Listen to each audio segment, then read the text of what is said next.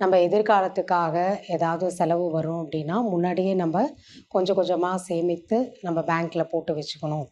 அப்ப இந்த மாரி ஏதாவது சூழ்நிலைகள் நமக்கு வருது. திடீர்னு ஒரு செலவுகள் வருது. அது நல்லதற்காகவும் இருக்கலாம்.